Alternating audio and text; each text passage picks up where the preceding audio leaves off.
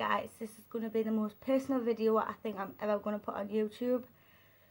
When I was 19, I basically found out I might not be able to have children. So what had happened was I had periods went every month, and so I went to the doctors about it and I explained to the doctors that I didn't have periods and that me and my partner would probably want to try for babies, and yeah.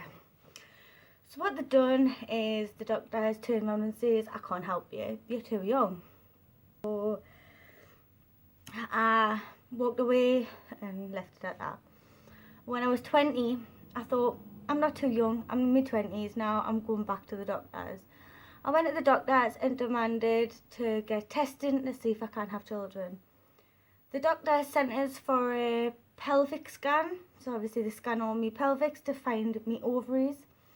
And there were cysts on my ovaries, which were like little pills around the ovary. So on a normal scale, a girl can have a few cysts on her ovaries and it will be alright. On my scale, it's supposedly borderline polycystic ovaries, for short PCOS, and that means I had roughly more than 12 cysts on my left ovary and about 12 on my right ovary. But the only symptoms I had was my ovaries and my periods. So they turned around and I said, is there anything you can do to help that? They said no.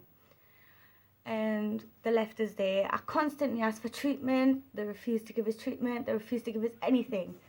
So it swings back to when I was 23. I moved doctors because I moved house, and I moved to my new doctors and I asked them about it. I said, okay, I've been diagnosed with borderline polycystic ovaries and my doctors wouldn't do nothing.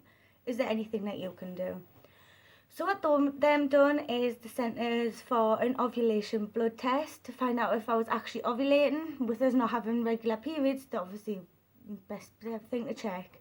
So I went for the blood test with like in the time scale I was meant to go for, and came back that I hadn't ovulated and all that. And then they sent my partner for a testing, which came back perfectly fine. It's nothing down to him. And so his test came fine. My test came that I didn't ovulate. So a few months down the line, I didn't get sent to anyone for treatment or anything. And I went in, I think it was January. I went to the doctors and I saw the doctor that I normally see. I've never seen him about fertility, but I always see him for any other thing. And he referred us to a gynecologist. So I got a referral to this gynecologist and my appointment was in March. But I'll put dates across here, the dates of the appointments that I've had, because they're all in a folder. And my folder's not in here. So in March I went to the gynecologist, but it was just a consultation talking about basically my family history, his family history.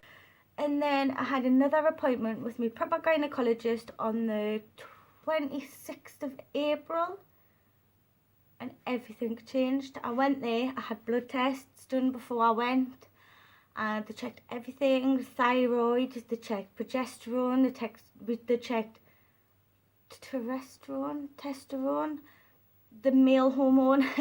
They checked everything, and all that came back was my progesterone was extremely low, and that was it. And then in that appointment she referred us to go to a HSG test. I can't pronounce the normal name for it, which is a test where you get a tube in your cervix and in your womb, and they put dye in to come down the tubes to see if your tubes were blocked. I referred us for that. She referred us for another progesterone blood test, because then she had put us on metformin, which metformin, it's like used for diabetes, but also it could be used for fertility, and I'm not too sure how that works because she didn't really explain it.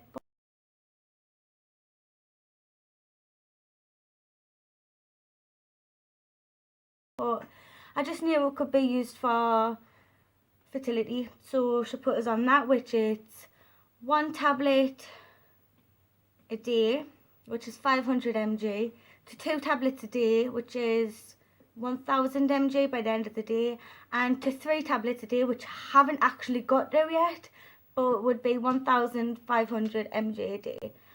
I also got put on nothesterone, I think that's how you pronounce it, and I had to take that to basically force to have regular periods. So it's going to be classed as like, it's going to force as a period for about 3 months, and then going to see if my body adjusts to it. So basically it's going to give us progesterone in my body. And I'm also on folic acid, because it's handy to be on folic acid even when you do fall pregnant, because it protects your baby in the womb from the day it went in your womb and all that stuff. So I am nearly there, kind of. I am getting to where I want to be, and it's been 5 years to get there, 4 or 5 years, and we are getting there. But basically I don't think I can have babies naturally, and I don't know, understand how. Or so anyways, I'm got a video on the first week of us doing the fertility tablets and stuff, and I've got a video on the tablets that I had to take and stuff like that. So I thought I'll insert it here.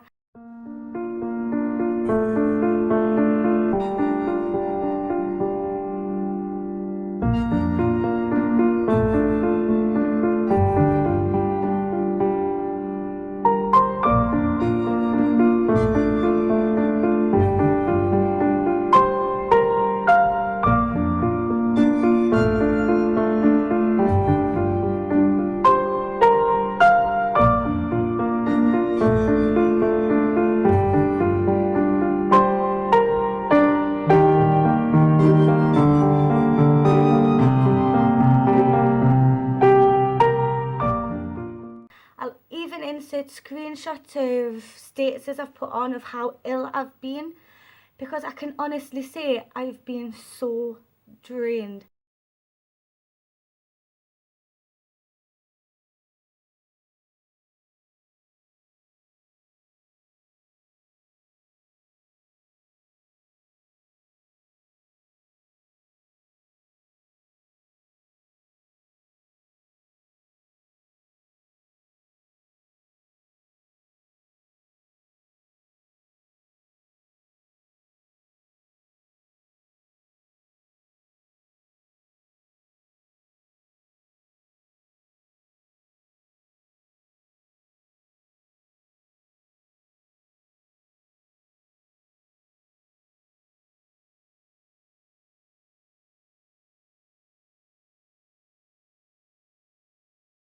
These tablets, these nothesterone, are putting us through a second puberty, and I don't like it. I can cry 1 minute, I can be happy the next, and then I can be so angry, and then I can be happy again. But yeah, so I made this video to help other people that are like maybe 18, 19 and have thoughts that they might be infertile, they might have irregular periods, and all I can say is kick your doctor up the butt. You need testing. Like, no doctor should refuse any testing, and if they do, change doctors, because it took me 4 years to realise that if I change doctors I get the help. With these medication I'm on, I've got another gynecologist appointment on the 28th of June, and that's for ovulation induction. So I might get put on like different medicines and different tablets and stuff, but at the end of it, if none of these tablets work or anything, it's IVF treatment, which I'm quite scared about. I'm scared about this whole situation, but it's got to be done. I have a family here, so that's all I really wanted to say. If you are interested in finding out like the journey of my fertility, please leave a comment and just say, or like. I will listen to yours. Like, I will do this every time I've been to the doctors. Every time there's a new update, I will put it on.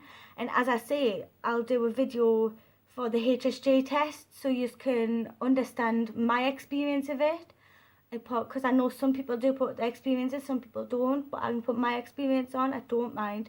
just please comment anything you want to say about it, and I will record them and I will get them up at.